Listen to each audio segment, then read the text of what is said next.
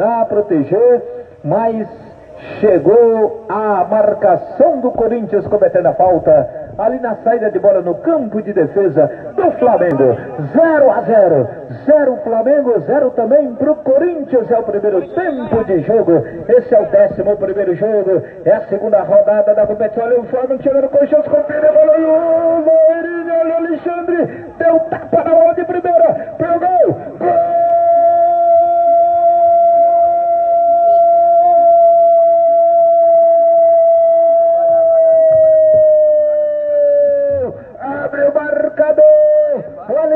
Espalma o goleiro pela linha de fundo, mergulha o Geniel, mete pela linha de fundo, bola difícil, quente no cantinho, garotinho, grande defesa. Aí o Corinthians insiste na cobrança do escanteio, bola trabalhada, ameaçou fazer o cruzamento na primeira, dominou, atirou, bateu, espalmou o goleiro, bateu no trave, sobrou, pintou o gol do Corinthians, a sobra, pintou, bateu, entrou!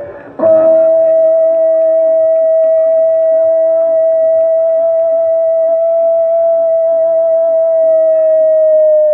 Empata o jogo, o Corinthians não bate, bate na grande área, bola. Vestiu o jogo da tarde, Arthur.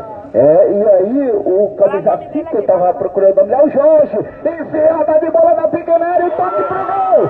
Gol!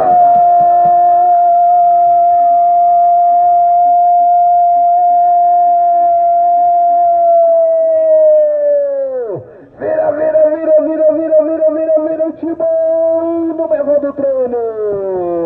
9 minutos, aí segundo árbitro, vamos ter ainda no primeiro tempo, né? E vira o time do Corinthians, vira o Corinthians no jogo, Alex Carvalho. Olha o Flamengo, a chance do gol do empate, rolou pro meu, vai sair, pintou o gol do empate, entrou!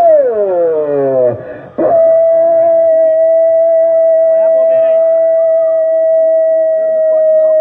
Empata o Flamengo na sequência da jogada, o homem que sobrou o gol da virada foi pra cima do bate, mas tava cabisbaixa que não tava conferindo o lance, o goleirão ficou no chão. Às vezes entra na área, metida ali na pequena área, aparece o zagueiro do Flamengo, tira, afasta o perigo aí, o Alexandre vem carregando, tenta engatar o contra-ataque, o Alexandre puxa pra lá, pra cá, na caneta, inverteu a jogada lá pelo lado esquerdo, já apresentou por ali, jogada de bola boa pro Jorge na grande área, meteu a bola pro meio, pintou o terceiro do Flamengo.